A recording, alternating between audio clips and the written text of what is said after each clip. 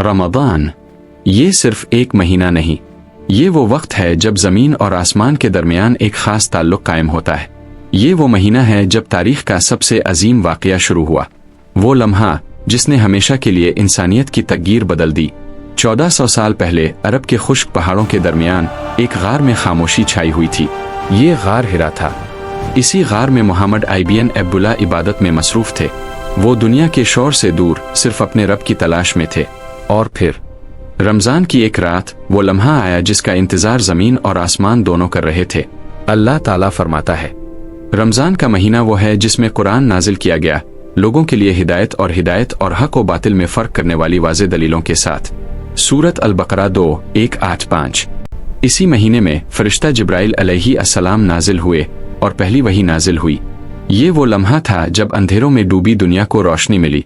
ये रमज़ान की इब्तिदा की असल तारीख़ है। रमज़ान सिर्फ रोज़ों का महीना नहीं, बल्कि यह कुरान के नुज़ूल का महीना है। लेकिन इस वक्त रोज़े फ़र्ज़ नहीं थे।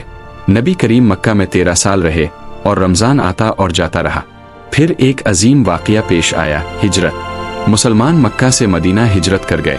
मदीना में हिजरत के दूसरे साल अल्लाह ताला ने एक नया हुक्म नाजिल फरमाया, एक ऐसा हुक्म जो क़ियामत तक आने वाले हर मुसलमान के लिए लाजिम करार पाया।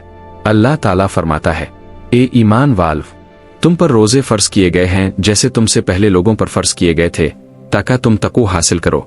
सूरत अल-बकरा 2:1-8-3।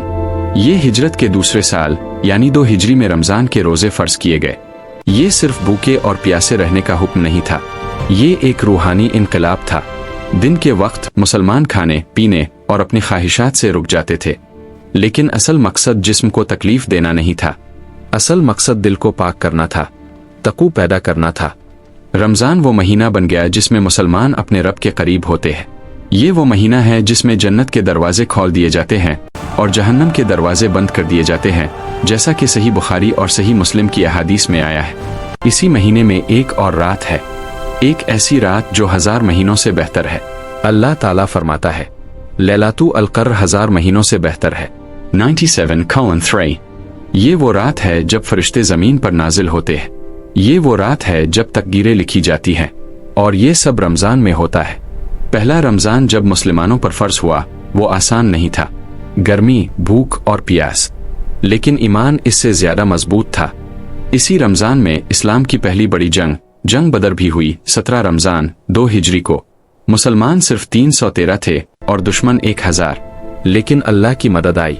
ये साबित हो गया कि रमज़ान सिर्फ इबादत का महीना नहीं, बल्कि सब्र, कुर्बानी और अल्लाह पर मुकम्मल भरोसे का महीना है। वक्त गुजरता गया, लेकिन रमज़ान की हकीकत नहीं बदली।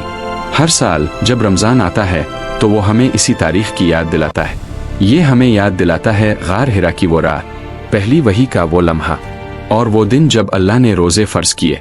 रमज़ान हमें याद दिलाता है कि असल ताकत खाने में नहीं, बल्कि ईमान में है।